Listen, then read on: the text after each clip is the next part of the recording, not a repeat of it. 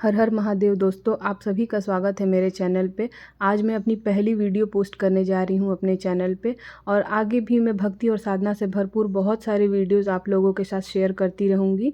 उम्मीद करूँगी कि आप लोगों का पूरा साथ और पूरा प्यार मुझे मिलता रहेगा। मैं आज आप लोगों को बृहस्पतिवार की कथा के बारे में बताने वाली हूँ, तो चलिए बृहस्पतिवार की कथा शुरू करते हैं। प्रेम से बोलिए बृहस्पति भगवान की जय, लक्ष्मी माता की जय। प्राचीन समय की बात है। भारत में एक राजा राज्य करता था। वह बड़ा ही प्रतापी तथा दानी था। वह मंदिर में प्रतिदिन भगवान दर्शन करने जाया करता था। वह ब्राह्मण और गुरु की सेवा किया करता था। उसके द्वार से कोई भी याचक निराश होकर नहीं लौटता था। वह प्रत्येक गुरुवार को व्रत रखता एवं पूजन किया करता था। हर दिन गरीबों की सहायता किया करता था, परंतु यह सब बात उसकी रानी को अच्छी नहीं लगती थी।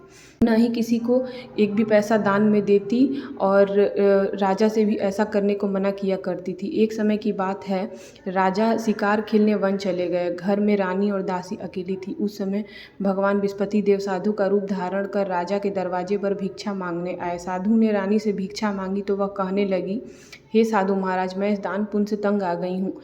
कार्य के लिए मेरे पति देव ही बहुत हैं। अब आप ऐसी कृपा करें कि सारा धन नष्ट हो जाए तथा मैं आराम से रह सकूं।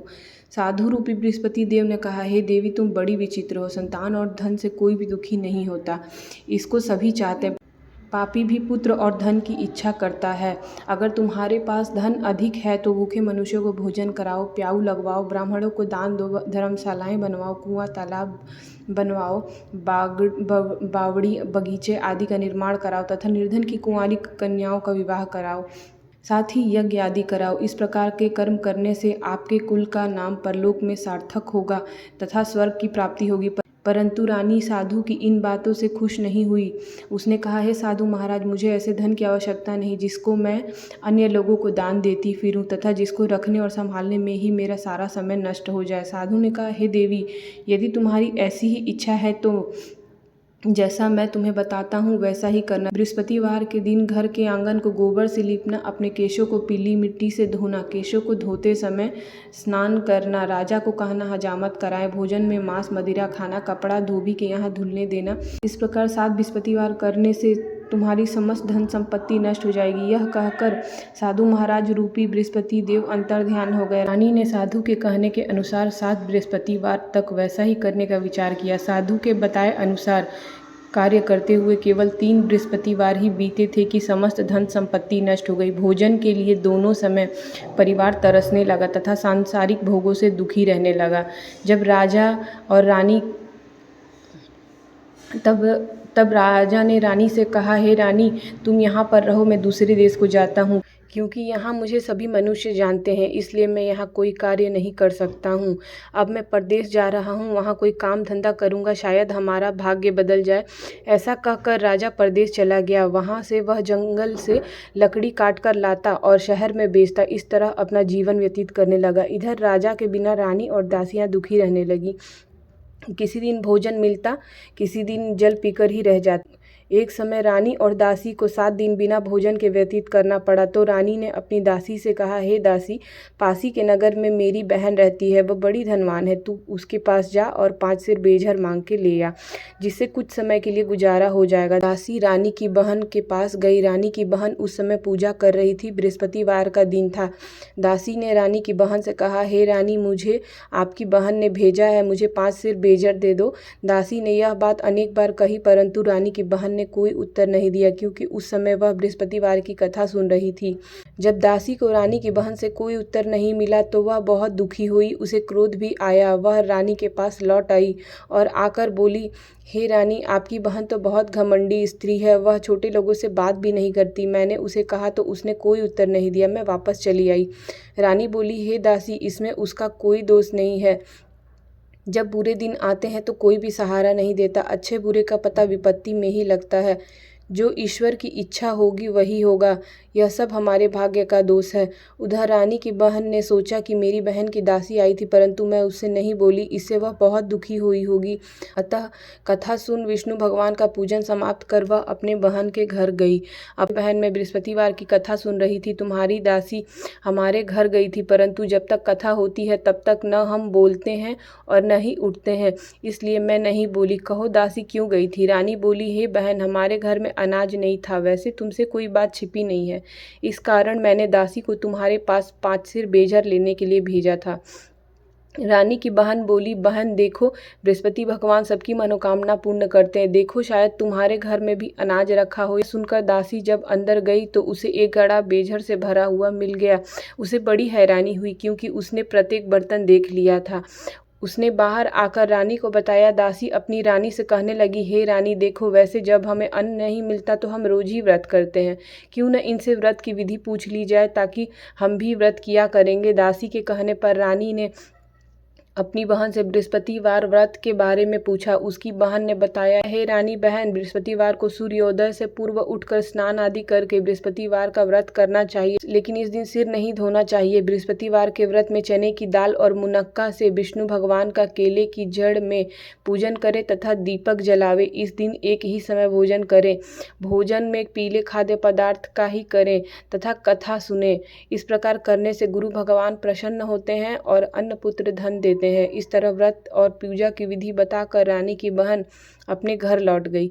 रानी और दासी दोनों ने निश्चय किया कि वे बृहस्पति देव भगवान का पूजन जरूर करेंगी। 7 दिन बाद जब बृहस्पतिवार का दिन आया तो उन्होंने व्रत रखा था। गुड़साल से जाकर चना गुड़ बीन लाई और उसकी दाल से केले की जड़ में विष्णु भगवान का पूजन किया।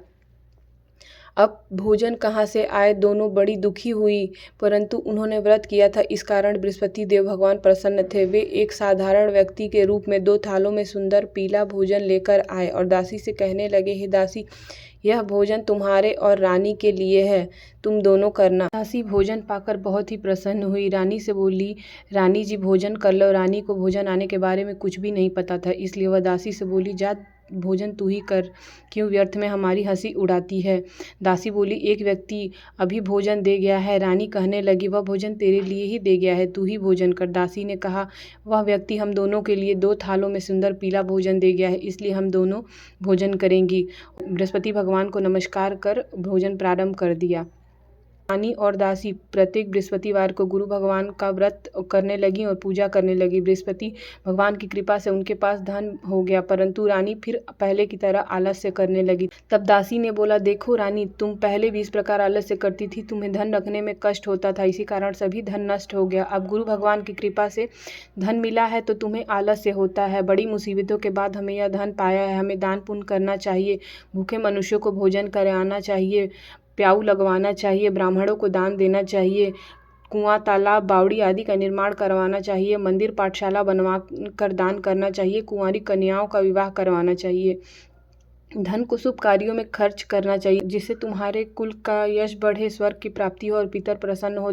दासी की बात मानकर रानी ने इस प्रकार के कर्म करने प्रारंभ कर दिए, जिससे उसका काफ़ी यश फैलने लगा। एक दिन रानी और दासी आपस में विचार करने लगी कि न जाने राजा किस दशा में होंगे, उनकी कोई खोज खबर नहीं है। बृहस्पति भगवान से उन्होंने प्रार्थना की और बृहस्पति भगवान ने रात्रि में राजा को स्वप्न में कहा, हे राजा उठ, तेरी रानी तुझको याद करती है, अब अपने देश को लौट जा। राजा प्रातः उठकर जंगल से लकड़ी काटकर लाने के लिए जंगल की ओर चल पड़ा। जंगल से गुजरते हुए वह सोचने लगा, रानी की गलती से उसे कितने दुख भोगने पड़ गए। राजपाट त्याग करके उसे जंगल में लकड़ी काटकर अपना गुजारा करना पड़ रहा है। उसी समय जंगल में बृहस्पति देव साधु का रूप धारण कर आए और राजा के पास आकर बोले, हे लकड़हारे, तुम इस सुनसान जंगल में किस चिंता में बैठे हो, मुझे बताओ। यह सुन राजा के नेत्रों में जल भर आया और वह साधु की वंदना कर बोले, हे प्रभु, आप सब कुछ जानने वाले हैं। इतना कहकर साधु को अपनी संपूर्ण कहानी सुना दी। साधु राजा से बोले, हे राजा, तुम्हारी पत्नी ने बृहस्पति देव के प्रति अपराध किया था, जिसके कारण तुम्हारी यह दशा हुई है। अब तुम किसी प्रकार की चिंता मत करो, भगवान विष्णु तुम्हें पहले से भी अधिक धन देंगे।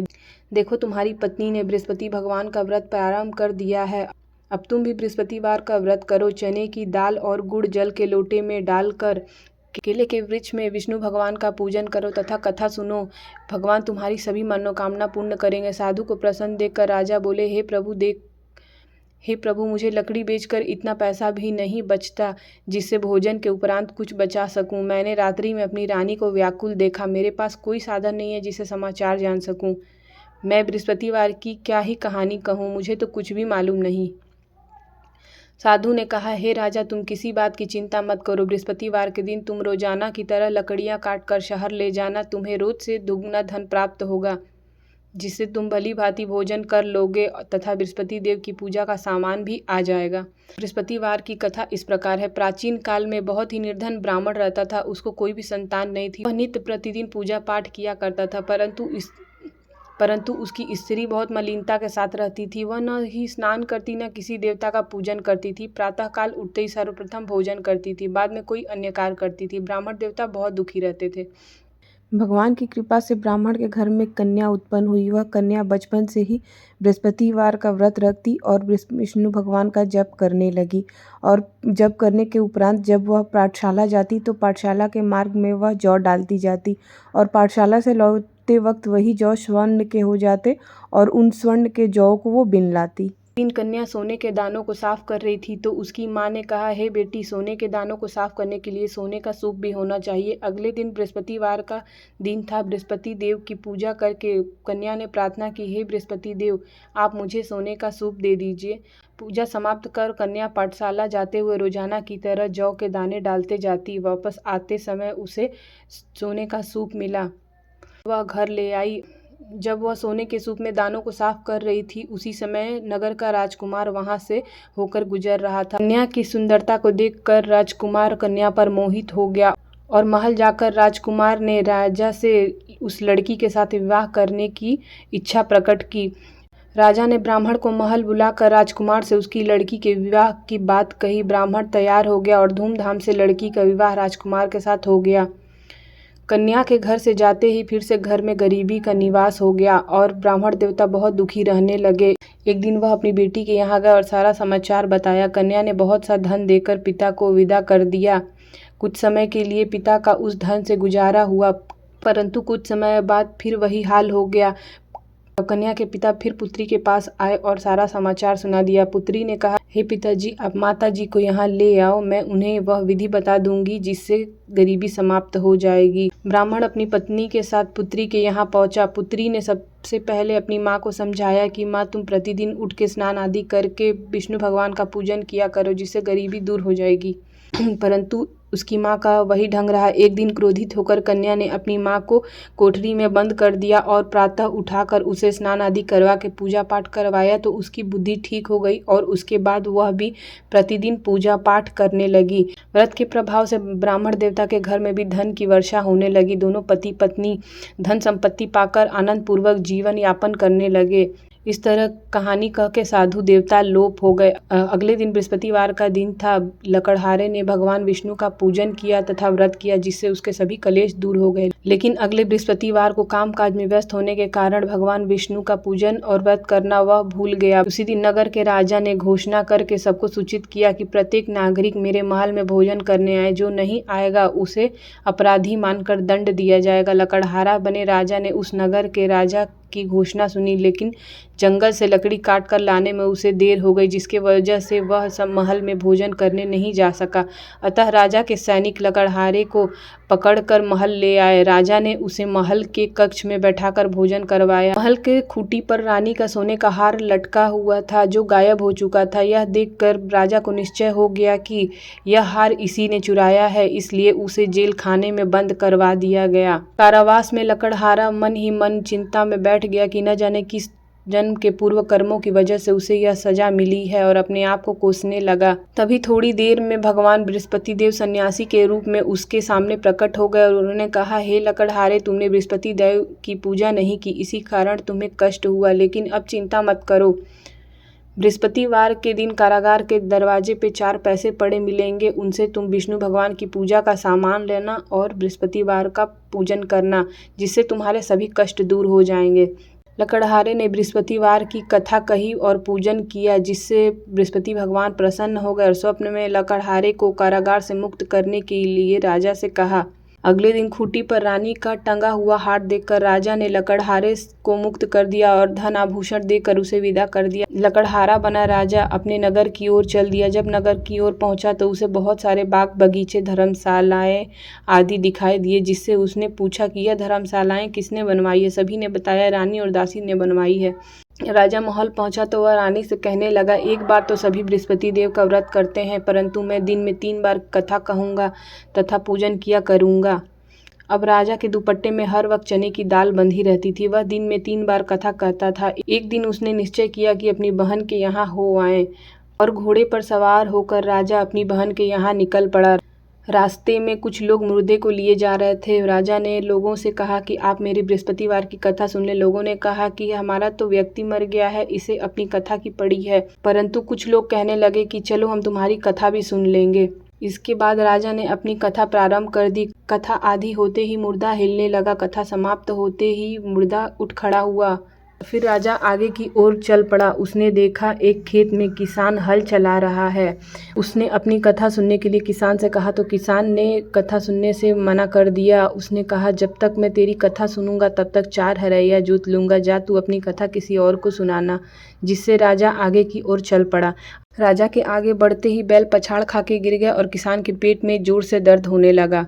उसी समय किसान की माँ रोटी लेकर खेत में आई। किसान से उसकी अवस्था के बारे में पूछा तो किसान ने सभी कथा सुना दी। किसान की माँ दौड़ी दौड़ी राजा के पास पहुंची और उसे हाथ जोड़कर बोली, भैया मैं तुम्हारी कथा सुनूंगी, आप चल के अपनी कथा मेरे खेत पर ही कहना। फिर राजा ने खेत पर जाकर कथा कही, जिससे किसान के पेट का दर्द तुरंत ठीक हो गया और बैल भी खड़े हो गए। इसके बाद राजा अपनी बहन के यहाँ पहुंचा। बहन ने उसकी बहुत मेहमानी की। अगले दिन सुबह उठकर राजा ने देखा कि सभी लोग भोजन कर रहे हैं। किसी भूखे मनुष्य को बृहस्पतिवार की कथा सुनाए बिना राजा भोजन नहीं करता था। उसने अपनी बहन से कहा, हे बहन, घर में क्या कोई ऐसा व्यक्ति है जिसने अभी तक भोजन न किया हो तो मेरी कथा सुन ले।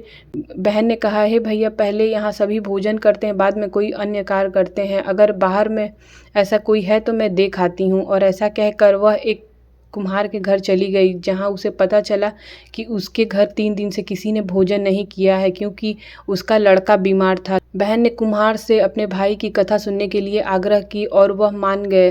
राजा ने कुम्हार के घर जाकर बृहस्पतिवार की कथा कही, जिससे उसका लड़का ठीक हो गया। अब तो राजा की प्रशंसा होने लगी। एक दिन राजा ने अपनी बहन से कहा, हे बहन, अब मैं अपने घर जाऊंगा, तुम भी मेरे साथ चलो, कुछ दिन रह कर लौट आना। राजा की बहन ने अपनी सास से पूछा तो उसकी सास कहने लगी, मायके जाना हो तो जाओ, लेकिन अकेली जाना, मेरे पोते को नहीं लेकर जाना। तुम्हारे भाई को कोई संतान नहीं है, कहीं तुम्हारी भाभी मेरे पोते को कोई जादू टोना न कर दे। दूसरे कक्ष में बहन की सास की बातें सुनकर राजा दुखी मन से अकेला ही नगर की ओर लौट गया। घर आकर राजा बिना भोजन किए शैया पर लेट गया और चिंता करने लगा। उसने रानी से कहा, हमारे कोई संतान नहीं है, इसलिए कोई हमारे घर आना पसंद नहीं करता।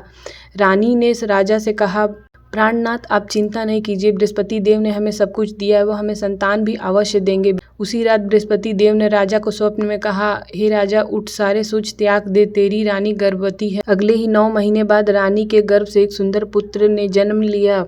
यह खबर जब राजा की बहन ने सुनी तो वह दौड़ी दौड़ी बधाई लेकर आई। तो रानी ने कहा, जब भाई लेने आए थे तब नहीं आई, अब दौड़ी दौड़ी चली आई। तो बहन कहने लगी, हे भैया, यदि मैं इस प्रकार न कहती तो तुम्हें संतान कैसे होती। बृहस्पति देव ऐसे ही हैं, जो भी सद्भावना और सच्चे हृदय से उनका पूजन करते हैं तथा व्रत करते हैं, भगवान उनकी मनोकामना उसी तरह से पूर्ण करते हैं जिस प्रकार से उन्होंने राजा और रानी की सभी मनोकामनाएं पूर्ण की है। हमें सदैव ही सच्चे हृदय से बृहस्पति भगवान का जय जयकारा करना चाहिए। तो प्रेम से बोलिए, बृहस्पति भगवान की जय, लक्ष्मी माता की जय।